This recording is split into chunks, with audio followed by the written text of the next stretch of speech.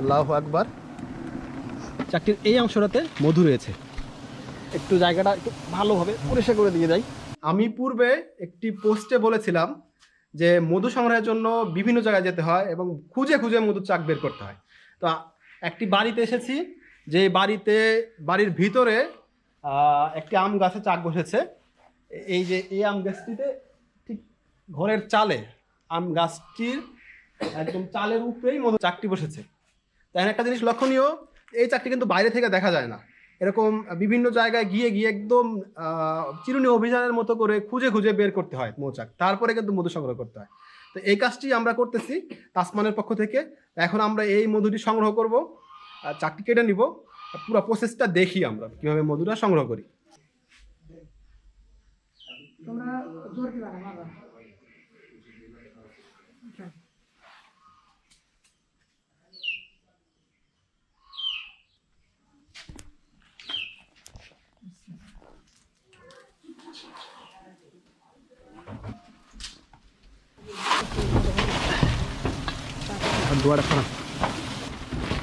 চাকটি একটু ভালো করে লক্ষ্য করি।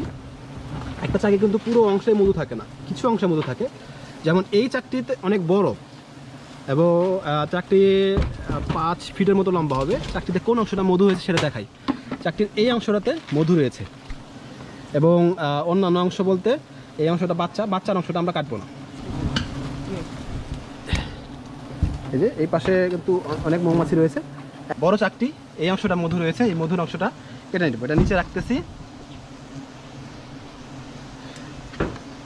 যদি আমরা এখানে দা চালাই, এই যে এই পুরোটাতেই মধু হয়েছে। আর একটু কেটে দেখাই, মধুটা পুরোটা ক্যাপিং হয়েছে, মানে একদম পরিপক্কতা এসেছে। আল্লাহু আকবার। কয়েক ধাপে ধাপে ভিতরে মধু করেছে, এটা বোঝা যাচ্ছে।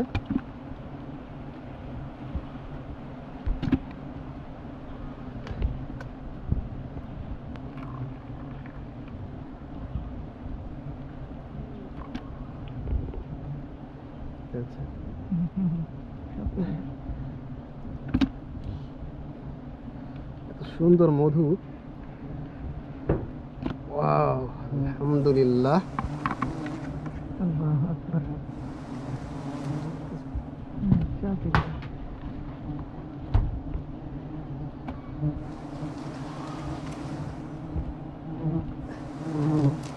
মধুর অংশটা ভালোভাবে আঁচলে দিতে হয়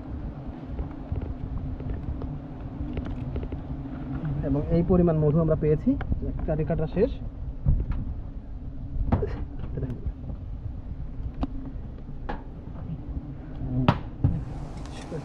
এই তো মধুর চাকটি কাটা শেষ। এখন আমরা চাকটি পুরো অক্ষত অবস্থায় রয়েছে, আর এটা পুনরায় আবার মধু বর্তিত করবে। একটু জায়গাটা একটু ভালোভাবে পরিষ্কার করে দিয়ে যাই। মধুটা ভালো চাকটা বড় করতে পারে, এই জায়গাটা যাতে বড় করতে পারে। আমরা আস্তে আস্তে নেমে যাচ্ছি, এই মধুটা নামিয়ে দিচ্ছি।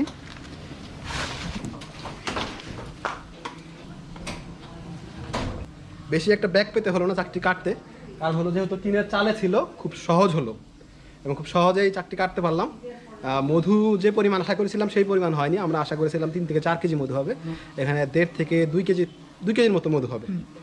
তো আমাদের ভিডিওগুলো যদি ভালো লেগে থাকে আমাদের ইউটিউব চ্যানেলটা সাবস্ক্রাইব করবেন, এবং যদি কোনো কিছু জানার থাকে এবং কোনো কোশ্চেন থাকে তাহলে কমেন্টে গিয়ে আপনি ওখানে লিখবেন। আর মধু অর্ডার করার জন্য আমাদের যে নাম্বার দেওয়া রয়েছে, এই নাম্বারে কল করে আপনি অর্ডার কনফার্ম করতে পারবেন, অথবা আমাদের ফেসবুক পেজ, ওখানে মেসেজ করে আপনি মধু সম্পর্কে জেনে অর্ডারটা কনফার্ম করে দেবেন। আপনার ঠিকানা, ফোন নাম্বার দিয়ে দিবেন, তাহলে অর্ডার কনফার্ম হয়ে যাবে।